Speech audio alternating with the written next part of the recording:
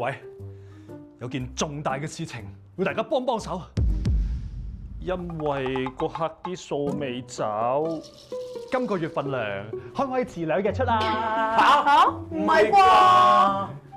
老細，勞動關係法白紙黑字寫明，準時出糧同埋提供糧單係法定嘅責任，冇得走盞㗎。而且你咁樣拖糧法，同事守緊資源，公司仲要孭飛添。唔怕，有麗姐幫我睇實啊嘛。嗱，等我講清楚啲，令大家安心啲先。第一，出糧係有期限㗎，由節糧日起計9個工作天內要支付。乜有期限嘅咩？我仲以為大家唔介意就得添。你唔介意，但我個話好介意啊！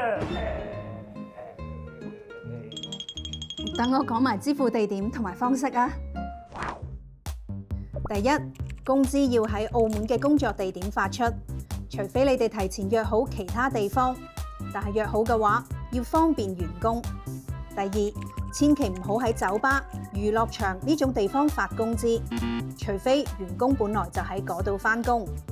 第三，必須用澳門法定貨幣支付，可以用現金、銀行支票或者以銀行轉賬方式支付。我住內地，人民幣直接轉去支付寶得唔得啊？方便好多喎。得唔得？絕對唔得，因為法例規定必須要出澳門元。如果係外地僱員嘅話，仲必須要存入佢喺澳門開立嘅銀行戶口。咁糧單呢？係咪要用有我嘅親筆簽名，再加埋有我張相嘅心意卡啊？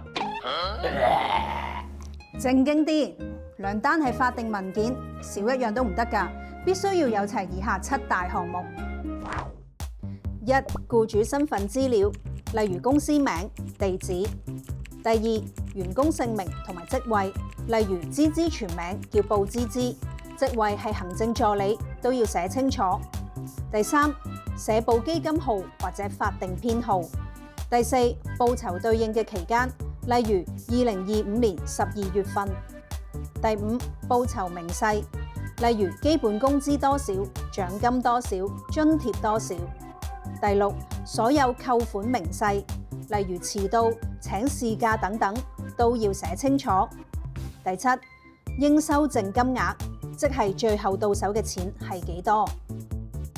哇，樣樣都寫明，咁就乜嘢誤會都冇晒啦！係啦，阿麗啊，勞工局嘅糧單7補圖範本，快啲 send 俾我。咁啱啦，嗱，白紙黑字，清清楚楚。等我都儲起啲糧單，之後每個月對下先。記住啦，準時出糧，寫清糧單係責任，唔係人情。咁樣保障同事之餘，都保護公司自己啊嘛。老細，咁今個月份糧即刻計完就過數。由今個月開始，張糧單都齊了。咁我張相仲使唔使擺喺糧單嗰度啊？出糧期限要遵守，糧單7項不可少，權益清晰冇爭拗，勞資關係更和諧。